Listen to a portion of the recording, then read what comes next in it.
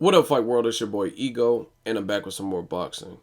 So, if you follow my channel, you'll know recently, I don't know, a couple weeks ago, a month ago, I don't know the exact date, I did a video entitled, I think it was in December, it was entitled, Where the Fuck is Gary Russell Jr.?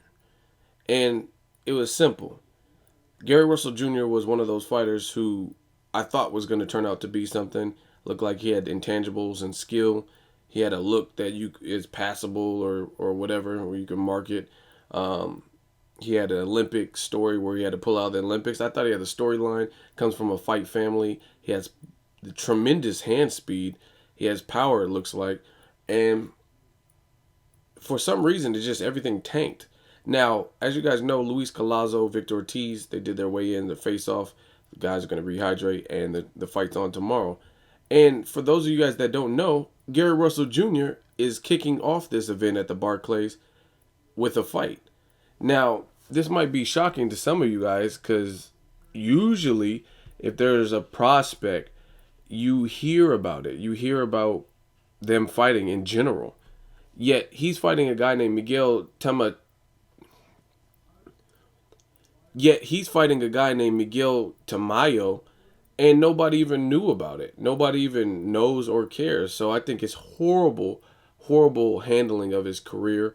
Um, I don't even know who the fuck Miguel Tamayo is, to be honest. I thought it was a fucking salsa or something. I didn't know shit. I typed in Miguel Tamayo because I don't even know what the motherfucker looks like at all. And I typed it into Google, and the search pulled up all types of extra shit. First, it pulled up Miguel the singer. If you be the cash, I'll be the rubber band. You be the match, I'ma be your fuse. Boom. It pulled up Colin Kaepernick, all types of extra shit, but it didn't pull up a Miguel Tamayo. So I don't even know what this dude looks like. This motherfucker's like Kaiser Soze from the Usual Suspects.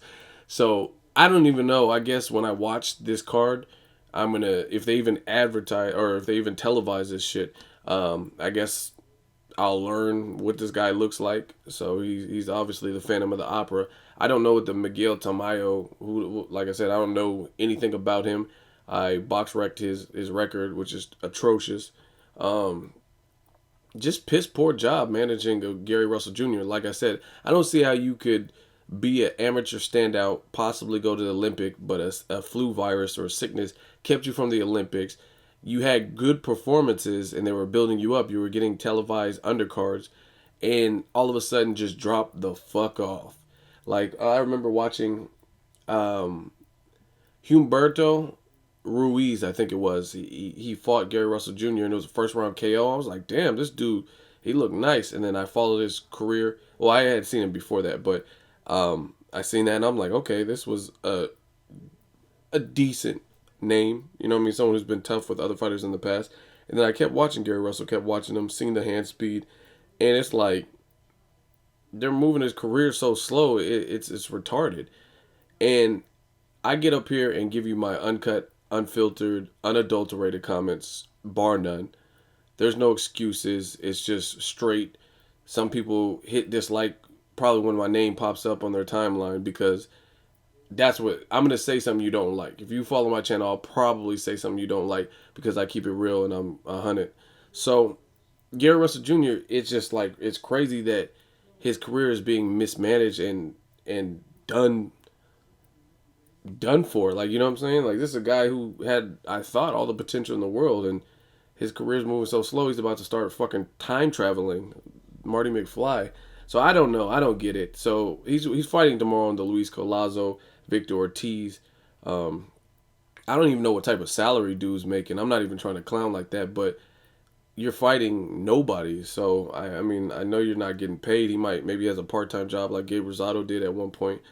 I don't know, but I know this can't be cutting it. And the thing that makes me mad is I was looking forward to Gary Russell Jr. I wanted to see him blossom and grow and mature as a fighter and start stepping up and getting the tougher fights. Now you got guys like Juanma Lopez who shouldn't even fucking be fighting anymore, and he's getting a Ponce de Leon rematch on a major undercard.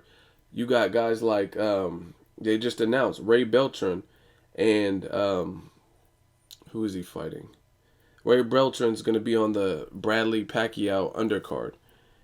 and he's even getting a shot. I'm drawing a blank right now. I'm sorry, but it's just mind-boggling to me that Gary Russell Jr. is someone who I thought would have a chance to excel in his weight division is not doing anything with his career. And furthermore, what makes it even worse is the fact that he refused certain offers.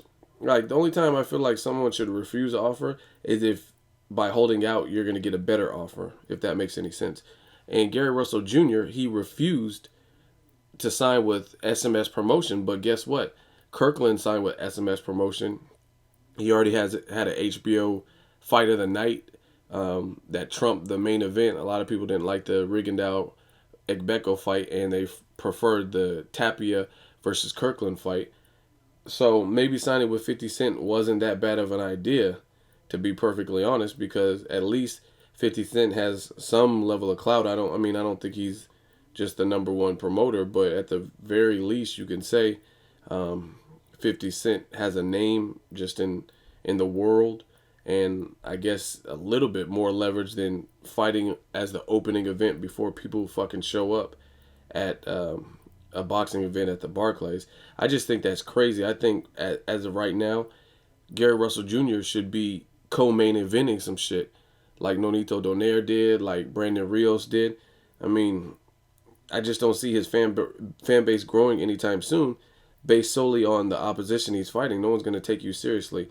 And I remember who it was. So Ray Beltran and Rocky Martinez is going to be on the Pacquiao Bradley Part 2 undercard.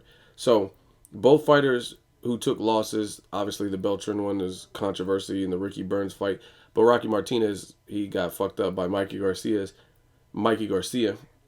and he's going to even be fighting on a major card, and that's Pacquiao Bradley Part 2. So I really don't understand as far as Gary Russell Jr., what the fuck they're doing. It's really upsetting.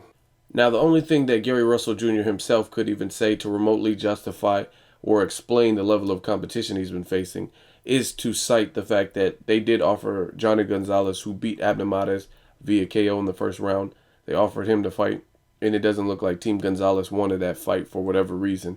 They didn't choose to take him up on his offer. So you could say that was one named opponent that was offered the fight and for whatever reason didn't want it. But still, I feel like you can't, one monkey don't stop no show. So if Gonzalez doesn't want the fight, you can't continue fighting like less than competition. It's clear you can beat a C plus, D minus type of fighter. I want to see where his chin is when tested against like a Mikey Garcia or somebody with a notable name and or reputation or resume. So that's just where I'm at with Gary Russell Jr. And as far as Miguel Tomayo, wish you the best of luck. I mean, I don't even know who you are, so maybe we're Facebook friends or something. I don't know. Just let me know what you guys think of this news. Gary Russell Jr. opened up the show. Victor Ortiz, Luis Colazo. As always, hate, comment, or subscribe. Till next video, it's Ego signing off.